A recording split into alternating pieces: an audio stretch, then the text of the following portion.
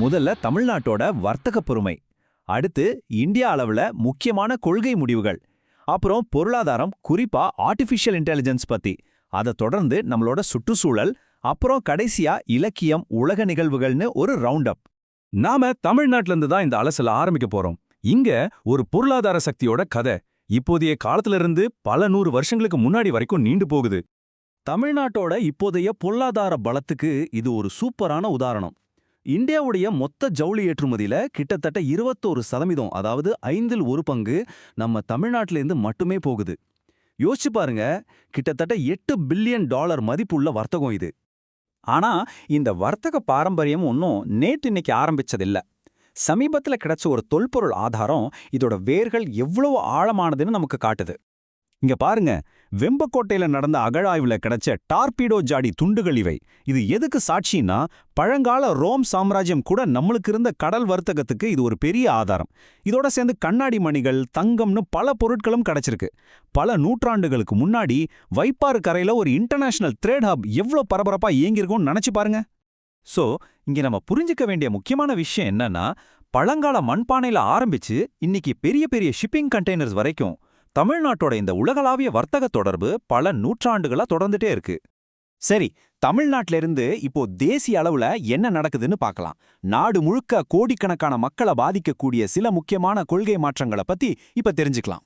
முதல்ல விவசாயிகளுக்கான ஒரு முக்கியமான திட்டம், பிரதம மந்திரி ஃபசல் பீமா யோஜனா. இதுதான் உலகத்திலேயே மிகப்பெரிய பயிர் காப்பீட்டு திட்டம். இதுல இப்போ சில முக்கியமான அப்டேட்ஸ் கொண்டு வந்திருக்காங்க. முக்கியமா விவசாயிகளுக்கு இழப்பீடு வேகமா, எந்த தாமதமும் இல்லாம கிடைக்கணுங்கிறதுக்காக சில கண்டிப்பான விதிகள் வந்திருக்கு. சரி, இந்த கொள்கை மாற்றம்லாம் பேப்பர்ல நல்லா தான் இருக்கு. ஆனா உண்மையில ஒரு விவசாயிக்கு இதனால என்ன பயன்? வாங்க பார்க்கலாம். அதாவது, விவசாயிகளுக்கு இது ஒரு உறுதியான பாதுகாப்பு வலயம் மாதிரி. ரொம்ப கம்மியான பிரீமியம் கட்டினா போதும். பயிர் சேதம் ஏற்பட்டா, அது வெள்ளமா இருக்கட்டும், வறட்சியா இருக்கட்டும், ஏன் காட்டு விலங்குகள் தாக்குதலா கூட இருக்கட்டும், இழப்பீடு நேரடியா வேகமா டிஜிக்ளைம் மூலியமா அவங்க கைக்கு வந்துடும். புகார்களை கூட ஆன்லைன்லயே எளிதா பதிவு செஞ்சுக்கலாம். அடுத்ததா ஒரு நல்ல செய்தி. குழந்தைகள் நலன் விஷயத்துல இந்தியா ஒரு முன்மாதிரியா இருக்குன்னு ஐக்கிய நாடுகள் சபையே பாராட்டியிருக்கு. நம்ம நாட்டுல குழந்தை இறப்பு விகிதம் கணிசமா குறைஞ்சிருக்கு. இதுக்கு காரணம் சுகாதாரத்துறையில செஞ்ச தொடர் முதலீடுகள் தான். ஓகே, பாலிசிலிருந்து இப்போ எக்கானமி பக்கம் போலாம். இங்க தொழில்நுட்பமும் சரி, உலக நிகழ்வுகளும் சரி, புது புது வாய்ப்புகளையும் அதே சமயம் சவால்களையும் உருவாக்குது. சமீபத்துல நடந்த ஒரு தேசிய மாநாட்டுல ஆர்டிஃபிஷியல் இன்டெலிஜென்ஸ், அதாவது ஏஐ, நம்ம பொருளாதாரத்துல பெரிய தாக்கத்தை ஏற்படுத்துறத பத்தி விவாதிச்சிருக்காங்க. இந்த ஏஐ யுகத்துல எப்படி வர்த்தகத்தை நியாயமாவும் போட்டித்தன்மையோடவும் வச்சுக்கிறதுங்கிறது தான் இப்போதைய பெரிய கேள்வி. 64.03 பில்லியன், இது ஏதோ சின்ன நம்பர் இல்ல. 2030க்குள்ள நிதித்துறையில மட்டும் உலக அளவுல ஏஐ சந்தையோட மதிப்பு இவ்ளோ இருக்குன்னு கணிக்கிறாங்க. இது எவ்ளோ பெரிய தொழில்நுட்ப மாற்றம் வரப்போகுதுங்கிறதுக்கு ஒரு சின்ன உதாரணம் தான். ஏஐ வந்தா வேலை போயிடுமோன்னு ஒரு பயம் எல்லாருக்கும் இருக்கு இல்லையா? ஆனா உலக பொருளாதார மன்றத்தோட ஒரு ரிப்போர்ட் என்ன சொல்லுதுன்னா, ஏஐனால சுமார் 1.1 மில்லியன் வேலைகள் போறதுக்கு வாய்ப்பு இருந்தாலும், அதே சமயம் 1.3 மில்லியன் புது வேலைகள் உருவாகுமா. அதாவது மொத்தத்துல பார்த்தா பாசிட்டிவ் தான்.